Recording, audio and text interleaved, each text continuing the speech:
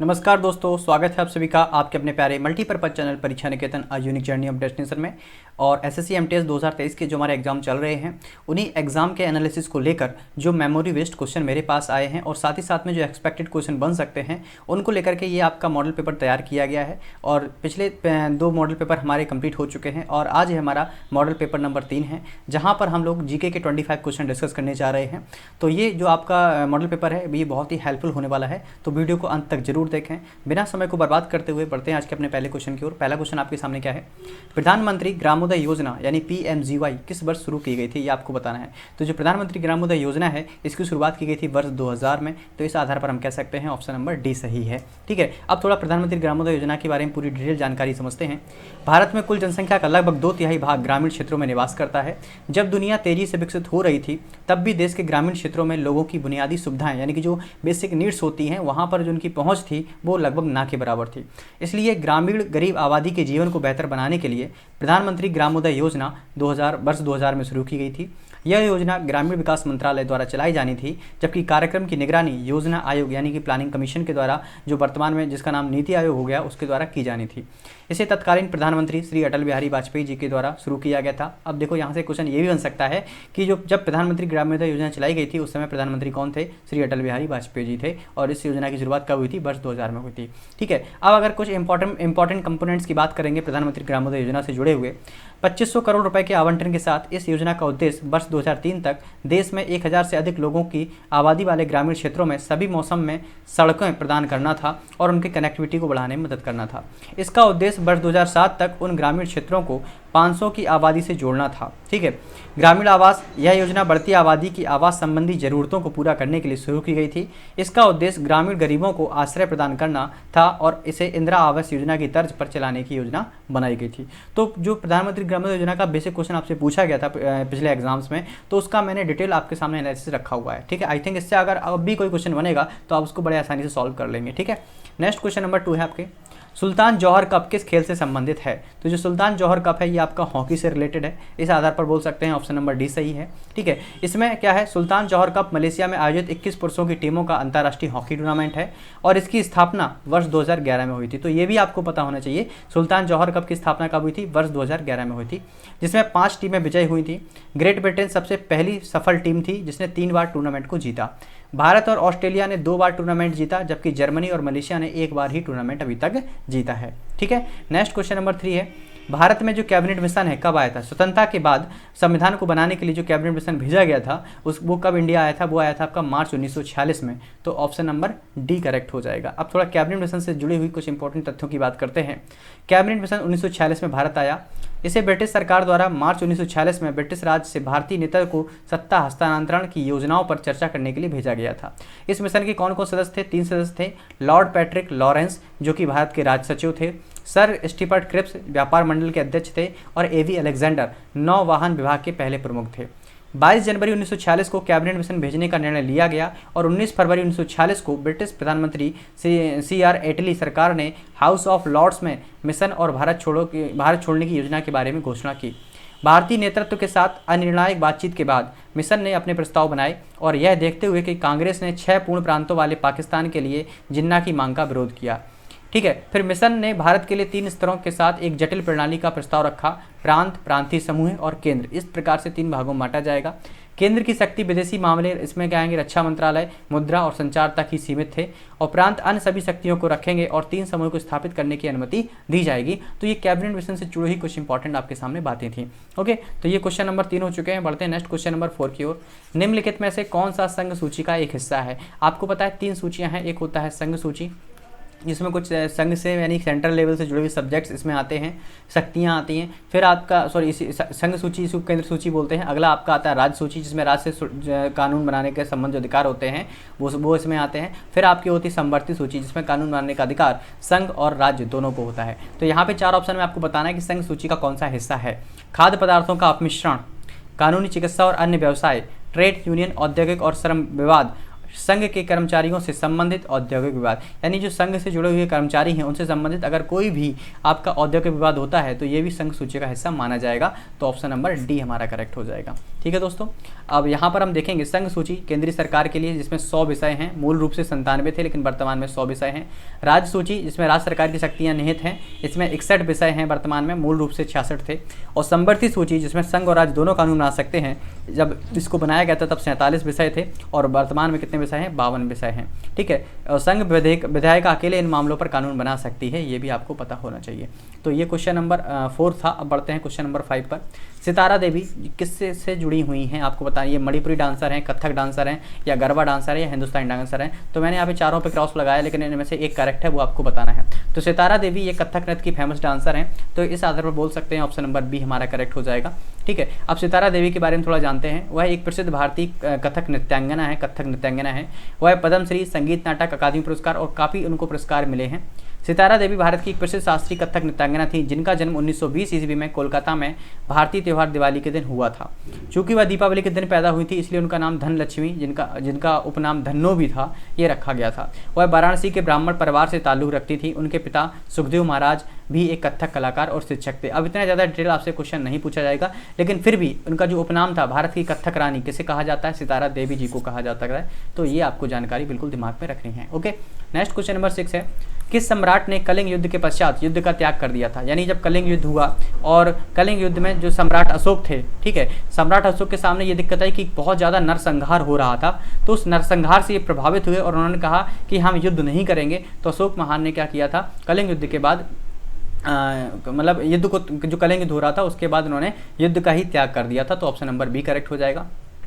सम्राट अशोक दुनिया के इतिहास में एकमात्र ऐसे राजा थे जिन्होंने कलिंग युद्ध जीतने के बाद विजय प्राप्त करना छोड़ दिया था।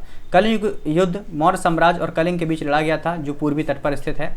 राजा अशोक ने कलिंग युद्ध जीतने के बाद विजय प्राप्त करना छोड़ दिया, क्योंकि उन्होंने विश्व विजेता बनने के लिए जो हिंसा की थी और उसे महसूस किया, और उसी क्षण उन्होंने अहिंसा के मार्ग पर चलने का फैसला लिया। चंद्रगुप्त द्वितीय, जिन्हें आमतौर पर विक्रमादित्य के नाम से भी जाना जाता है, उत्तरी भारत के एक महान शासक थे जिन्हें 380 ईस्वी से 415 ईस्वी तक शासन किया। वह चंद्रगुप्त प्रथम के पोते और समुद्रगुप्त के पुत्र थे। कौन? चंद्रगुप्त सेकंड। चंद्रगुप्त सेकंड पहले गुप्त शासक थे जिन्होंने चांदी के सिक्के जारी किए और जिन्हें रूपक कहा जाता था। समुद्रगुप्त गुप्त वंश का प्रथम महत्वपूर्ण शासक था। सिंहासन पर आने के बाद उन्होंने अपने साम्राज्य की सीमाओं का विस्तार करने के लिए कई राज्यों और गणराज्यों के सम्मिलित करने का फैसला लिया जो इसके बाहर मौजूद थे। अपनी विजय के लिए उन्हें भारत का नेपोलियन के रूप से जाना जाता है। तो यानी क्वेश्चन ये भी बन सकता है कि भारत का नेपोलियन किसे कहते हैं? समुद्रगुप्त को भारत का नेपोलियन कहा जाता है। तो फिलहाल ये सारी जानकारी आपको दिमाग में होनी चाहिए। तो फिलहाल इसका जो आंसर होगा वो सेकंड होगा। पढ़ते हैं नेक्स्ट क्वेश्चन नंबर 7 पर। मोहिनी अट्टम किस राज्य का लोक नृत्य है? तो ये आपका केरल का है, सभी लोग जानते हैं। ऑप्शन नंबर सेकंड करेक्ट हो जाएगा। मोहिनी अट्टम एक जादूगरनी का नृत्य अनिवार्य रूप से एक महिला द्वारा एकल नृत्य प्रदर्शन है, जिसे 19वीं शताब्दी के केरल के वर्तमान राज्य त्रावणकोर में वादी वेलु द्वारा विकसित किया गया था। तो ये भी आपको ध्यान रखना चाहिए, जो मोहिनी अट्टम है, ठीक है, वादी वेलु द्वारा इसको विकसित किया गया था। यह भारत के शास्त्रीय नृत्यों में से एक है। प्रसिद्ध मलयाली कवि वी.एन. मेनन ने इसे कल्याणी अम्मा के साथ पुनर्जीवित किया। मतलब फेमस डांसर हैं कल्याणी अम्मा किस नृत्य की? मोहिनी अट्टम की। प्रसिद्ध प्रस्तावक सुनंदा नायर, कलामंडलम क्षेमधवी और माधुरी अम्मा, ये सब भी इससे जुड़ी हुई हैं। भरतनाट्यम भारत का सबसे पुराना शास्त्रीय नृत्य है। तो ये भी आपको ध्यान रखना कि भारत का सबसे पुराना शास्त्रीय नृत्य कौन सा है? भरतनाट्यम है। ये आपको जानकारी रखनी चाहिए। फिलहाल मोहिनी अट्टम इसका जो करेक्ट आंसर होगा वो आपका केरल होगा। ठीक है, नेक्स्ट क्वेश्चन नंबर 8 है। खेलो इंडिया यूथ गेम्स 2022 का समापन किस शहर में हुई? किस शहर में हुआ? तो पहले आपको बात को ये पता होना चाहिए, खेलो इंडिया यूथ गेम्स हैं, इनका जो आयोजन है इस वर्ष 2022 में ये आपका हुआ था मध्य प्रदेश में। और मध्य प्रदेश की कैपिटल क्या है? भोपाल। वहीं पर इनकी शुरुआत हुई और वहीं पर इनका समापन हुआ। ऑप्शन नंबर डी करेक्ट हो जाएगा। और इसका समापन कब हुआ? 11 फरवरी 2023 को हुआ। महाराष्ट्र ने 56 स्वर्ण पदक सहित कुल 161 पदक जीते और इस पर पदक तालिका में पहले स्थान पर रहा। हरियाणा 41 पदक जीतकर स्वर्ण पदक जीतकर 128 पदकों के साथ दूसरा, और मेजबान मध्य प्रदेश जहां पर ये गेम हुए थे वो तीसरे स्थान पर रहा। ठीक है, खेलों में 25 राष्ट्रीय रिकॉर्ड टूटे, जिसमें भारत तुलन में सबसे ज़्यादा 19 रिकॉर्ड टूटे। 9 शहरों में आयोजित इन खेलों में 36 राज्यों और केंद्र शासित प्रदेशों के 5812 खिलाड़ियों ने पार्टिसिपेट किया था। इन खेलों में बालिकाओं की भागीदारी करीब 40% रही। कार्यक्रम में युवा मामले और खेल राज्य मंत्री निशीत प्रमाणिक भी उपस्थित थे। अब खेलो इंडिया यूथ गेम्स के बारे में यहाँ पे जानकारी और भी दी गई है। इसका पहली बार आयोजन वर्ष 2018 में हुआ था। प्रत्येक वर्ष सर्वश्रेष्ठ 1000 बच्चों को अंतर्राष्ट्रीय खेल आयोजनों के लिए तैयार करने के लिए 8 वर्ष के लिए 5 लाख रुपए की वार्षिक छात्रवृत्ति इसके अंतर्गत दी जाती है। तो ये सब खेलो इंडिया यूथ गेम्स से जुड़े हुए कुछ इंपॉर्टेंट टर्म्स थे। ठीक है, बढ़ते हैं नेक्स्ट क्वेश्चन नंबर 9 पर। आगरा का किला किस मुगल सम्राट के द्वारा बनाया गया था? ये बनाया गया था अकबर के द्वारा। तो ऑप्शन नंबर सेकंड करेक्ट हो जाएगा। आगरा के किले का निर्माण 1565 के आसपास शुरू किया गया था। ठीक है, और इसे बनवाया किसने था? अकबर ने बनवाया था। ठीक है। जबकि प्रारंभिक संरचनाएं मुगल सम्राट अकबर द्वारा बनाई गई थी, बाद में इनके पोते शाहजहां ने उसे अपने कब्जे में ले लिया और अधिकांश हिस्सा संगमरमर कार्यों को जो शामिल किया है वो इनके जो वो थे पोते थे शाहजहां, उन्होंने उसको बनवाया। ठीक है। 1983 में आगरा किले को यूनेस्को की विश्व धरोहर सूची में शामिल किया गया। तो क्वेश्चन ये भी बन सकता है कि जो आगरा का किला है इसे यूनेस्को में कब शामिल किया गया, 1983 में किया गया। ओके, तो ये क्वेश्चन हमारे हो चुके हैं कितने 9। बढ़ते हैं क्वेश्चन नंबर 10 की ओर। हिंदू कैलेंडर के अनुसार भारत के दक्षिणी राज्यों में उगादि जो फेस्टिवल है ये किस महीने मनाया जाता है, ये मनाया जाता है चैत्र माह में। तो ऑप्शन नंबर सी करेक्ट हो जाएगा। और ग्रेगरी कैलेंडर के अनुसार चैत्र माह का पड़ता है मार्च या अप्रैल में पड़ता है। और हिंदू नववर्ष दिवस भी माना जाता है चैत्र महीना। ठीक है, तो ये सारी जानकारी आपको ध्यान में रखना है। और हिंदू कैलेंडर का जो 5वां महीना है वो सावन है। ये सारी जानकारी है आपके लिए। ओके, बढ़ते हैं नेक्स्ट क्वेश्चन नंबर 11 पर। संगमरमर का रासायनिक सूत्र क्या होता है, what is the chemical formula of the संगमरमर। तो ये होता है कैल्शियम कार्बोनेट। क्या होता है भैया, कैल्शियम कार्बोनेट। और कैल्शियम कार्बोनेट का जो केमिकल फॉर्मूला होता है वो होता है CaCO3। तो ऑप्शन नंबर हमारा डी करेक्ट हो जाएगा। ओके, बढ़ते हैं नेक्स्ट क्वेश्चन नंबर, ये कौन सा था, 11 था। क्वेश्चन नंबर 12 आपके सामने है क्या। वैलेन ग्लोसिस एक विलकारी प्राणी है जो कहाँ पे रहता है, बिल में रहता है जमीन के अंदर। ये किस संघ से बिलोंग करता है, ये हेमिकोर्डेटा संघ से बिलोंग करता है। ऑप्शन नंबर 1 करेक्ट हो जाएगा। ठीक है, और चलिए बढ़ते हैं नेक्स्ट क्वेश्चन नंबर 13 पर। सौरमंडल के किस ग्रह को पृथ्वी का जुड़वा ग्रह कहते हैं। दुनिया बच्चा जानता है। शुक्र ग्रह को, वीनस ग्रह को, भोर का तारा, सांझ का तारा, ये सारे कुछ उपनाम हैं। और सबसे गर्म ग्रह ये सब कौन है, सौरमंडल का जो ग्रह है शुक्र, उसी को कहा जाता है। इसे पृथ्वी का जुड़वा ग्रह भी कहते हैं। पृथ्वी की तुलना में लगभग 100 गुना मोटा है, ये भी आपको ध्यान रखना है। इसका जो तापमान है सबसे अधिक गर्म होता है। ठीक है, चलिए आकृति और आकार के कारण इसे पृथ्वी के समान होने का पृथ्वी का जुड़वा ग्रह कहा जाता है। ठीक है, तो नेक्स्ट क्वेश्चन नंबर 14 है। द प्लेस ऑफ इल्यूजन एक पुरस्कार विजेता उपन्यास है जो हिंदी पौराणिक महाकाव्य महाभारत को प्रमुख महिला चरित्र द्रौपदी के दृष्टिकोण से बताता है। निम्नलिखित में से इस उपन्यास के राइटर कौन है, यानी द प्लेस ऑफ इल्यूजन इसके राइटर हैं चित्रा बनर्जी, दिवा करुड़ी। तो डायरेक्ट इसमें कुछ याद ही करना है, ऑप्शन नंबर 2 हो जाएगा। और यहाँ पर ये और भी कुछ इंपॉर्टेंट जो फेमस राइटर हैं उनके बारे में जानकारियाँ दी गई हैं, आप इनको स्क्रीनशॉट लेकर पढ़ सकते हैं।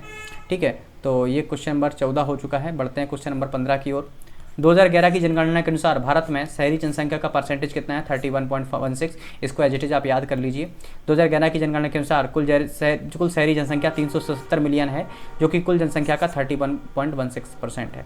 तमिलनाडु सबसे अधिक शहरीकृत राज्य बना हुआ है, जिसमें 48.4% आपकी शहरी आबादी क्षेत्र है। केरल 47.7 और महाराष्ट्र 45.2, ये तीसरे स्थान पर है। ठीक है, हिमाचल प्रदेश में ग्रामीण आबादी सबसे अधिक है, तो ये भी आपको ध्यान रखना है। और इसके बाद बिहार का स्थान आता है। बढ़ते हैं क्वेश्चन नंबर 16 पर। स्वामी विवेकानंद किसके शिष्य थे, ये रामकृष्ण परमहंस जी के शिष्य थे। ऑप्शन नंबर 1 करेक्ट हो जाएगा।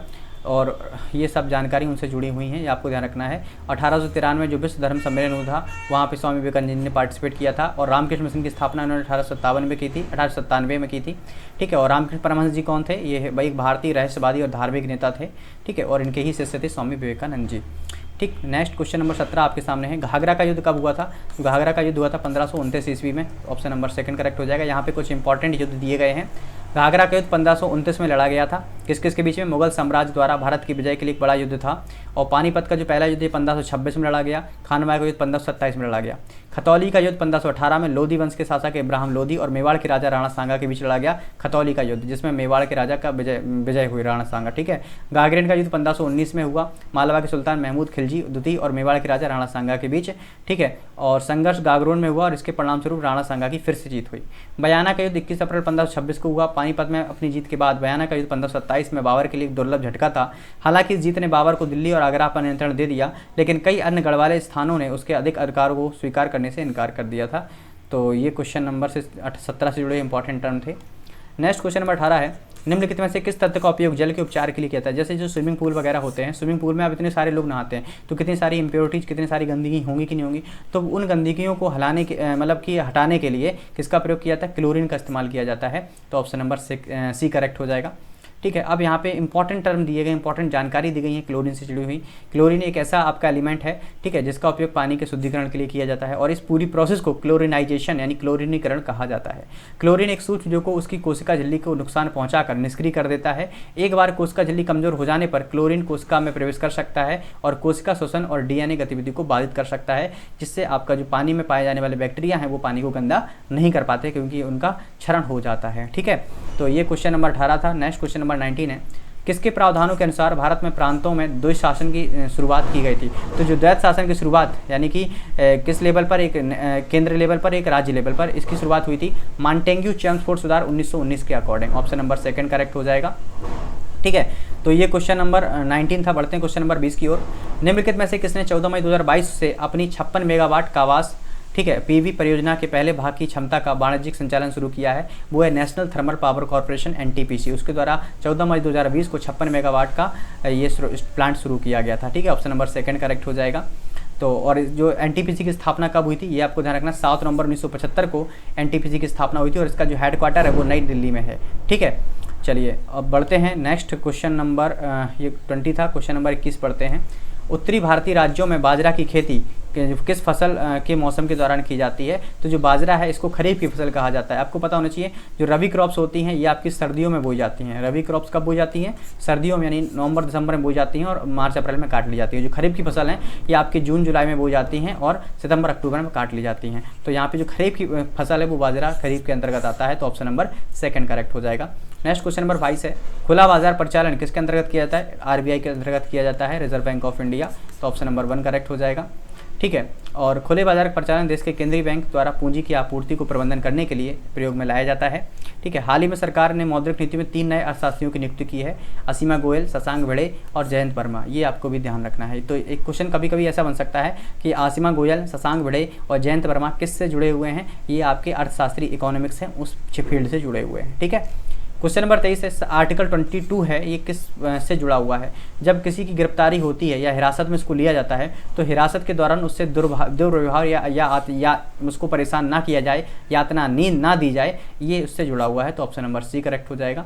ठीक है, ये सब उससे जुड़ी हुई सारी जानकारी दी गई है। क्या कि जब आप किसी व्यक्ति को पुलिस अरेस्ट करती है तो 24 आवर के अंदर उसको जो निकटतम मजिस्ट्रेट है उसके समक्ष प्रस्तुत करना पड़ता है। ठीक है, और गिरफ्तारी के आधार के बारे में सूचित किया जाने का अधिकार भी है। किसी को की अपनी पसंद के वकील से परामर्श करने का भी अधिकार भी है।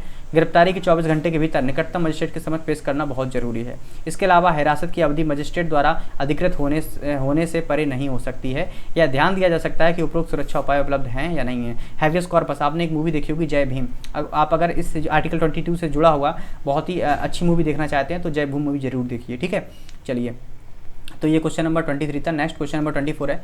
विटामिन डी की कमी से कौन सा रोग हो जाता है? इसको बोलते हैं रिकेट्स या ऑस्टियोमेलेसिया, यानी हड्डियां कमजोर पड़ जाती हैं विटामिन डी की कमी से। तो ऑप्शन नंबर 1 करेक्ट हो जाएगा। और यहाँ पर सारी जानकारी दी गई विटामिन डी से जुड़ी हुई। और विटामिन डी का सबसे बढ़िया सोर्स कौन है? Light, sunlight. ठीक है, नेक्स्ट क्वेश्चन नंबर है आपका 25, last question of the day of हमारा अवर प्रैक्टिस सेशन। निम्नलिखित में से किसने क्रेडिट लिंक्ड सरकारी योजनाओं के लिए जन समर्थ पोर्टल, यानी कि आप अगर लोन वगैरह लेना चाहते हैं तो जन समर्थ पोर्टल लॉन्च किया गया है श्री प्रधानमंत्री नरेंद्र मोदी जी के द्वारा। ऑप्शन नंबर डी करेक्ट है। और 6 जून 2022 को प्रधानमंत्री नरेंद्र मोदी ने क्रेडिट लिंक्ड सरकारी योजनाओं के लिए जन समर्थ पोर्टल लॉन्च किया। ठीक है, प्रधानमंत्री ने 6 जून 2022 को वित्त मंत्रालय और कॉर्पोरेट मामलों के मंत्रालय के प्रतिष्ठित सप्ताह समारोह का भी उद्घाटन किया। प्रतिष्ठित सप्ताह जो मनाया गया 6 से लेकर 11 जून 2022 तक मनाया गया, जिसे आज़ादी का अमृत महोत्सव के हिस्से के रूप में मनाया जा रहा है। प्रधानमंत्री नरेंद्र मोदी नेपाल के प्रधानमंत्री माननीय शेर बहादुर देउवा के निमंत्रण पर 16 मई 2022 को लुम्बिनी नेपाल का दौरा कर रहे हैं। वह बुद्ध जयंती के शुभ अवसर पर माया देवी मंदिर में पूजा अर्चना करेंगे। ठीक है, ये और भी सारी जानकारी जो कि इतनी इंपॉर्टेंट नहीं है आई थिंक। तो दोस्तों ये हमारा मॉडल पेपर था जिसमें हमने 25 क्वेश्चन जीके क्वेश्चंस को डिस्कस किया। तो आई होप आप लोग, इसके बाद जो अगला होगा हमारा उसमें हम लोग इंग्लिश के क्वेश्चन को डिस्कस करेंगे। तो दोस्तों मुझे लगता है आप लोग को लिए प्रैक्टिस बहुत अच्छा रहा होगा। तो अगर आपको ये मेहनत पसंद आ रही है तो बिल्कुल वीडियो को लाइक करें और चैनल पर अगर आप जुड़े रहे हैं इसी प्रकार के प्रैक्टिस सेशन चाहते हैं तो आप चैनल को सब्सक्राइब जरूर करें, क्योंकि आपका सपोर्ट ही मुझे मोटिवेट करता है नई वीडियोज़ बनाने के लिए। ठीक है, चलिए मिलते हैं नेक्स्ट प्रैक्टिस सेशन में, तब तक के लिए ध्यान रखें, टेक केयर, बाय बाय।